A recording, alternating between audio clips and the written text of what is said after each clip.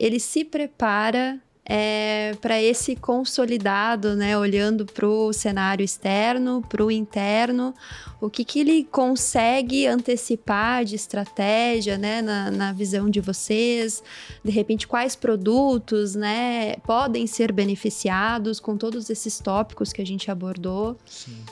Eu acho um ponto interessante a gente pensar, a gente está agora passando de 2025 para 2026, se a gente pensar, voltar um ano atrás, 2024 para 2025, era todo mundo querendo comprar dólar, comprar 7 magníficas empresas dos Estados Unidos, achando que o resto do mundo não prestava, era só os Estados Unidos que era bom. E a gente vê como que o mundo chacoalhou, muito sob a liderança do Trump, sim, né, em fazer algumas atitudes dele.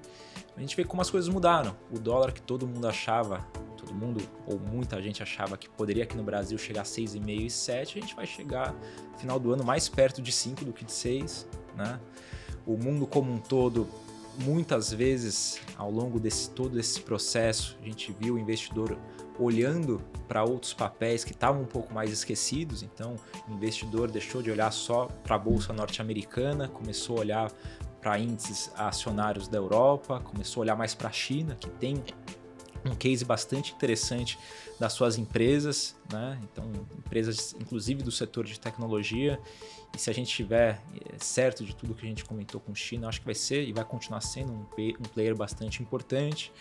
Aqui no Brasil, a gente viu que aquele final de ano em 2024 tão turbulento não foi o final do mundo. A gente conseguiu, de alguma forma ou de outra, se reerguer, né? Então, até nossos mercados fazendo máximas históricas ao longo desse processo de 2025.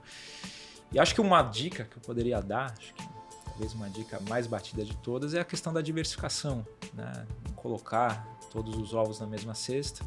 Eu acho que o tema da tecnologia lá fora, ele ainda é muito bom. Tem gente que fala que pode ter aí uma bolha.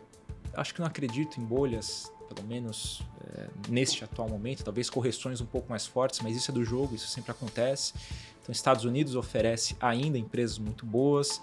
A Europa, se começa a se reerguer um pouquinho, pode ser um case interessante. A China também, a gente acha que tem empresas boas. E aqui no Brasil, a gente ainda acha, apesar de o mercado ter andado bastante, ter apreciado bastante nesses últimos tempos, a gente ainda vê bastante espaço aqui no Brasil.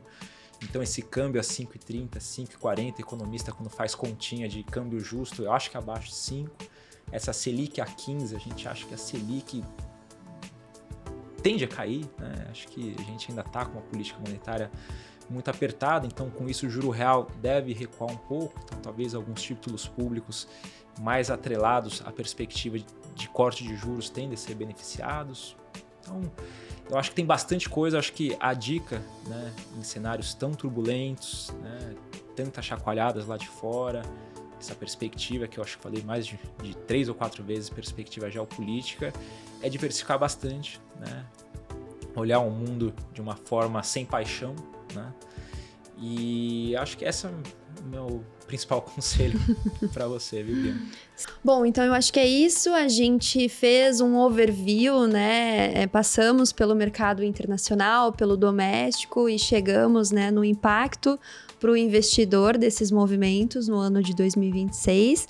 Gostaria de agradecer ao César. César, muito obrigada. Sem dúvidas, os seus comentários aí vão ajudar a instruir muitos investidores, né, que vão conseguir antecipar as suas estratégias para o ano de 2026. Então, obrigada aí por compartilhar o seu conhecimento com a gente.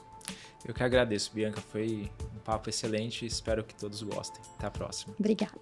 Bom, e continue acompanhando os canais da Soma Investimentos, que estaremos compartilhando esses movimentos da economia para o ano de 2026. Até logo!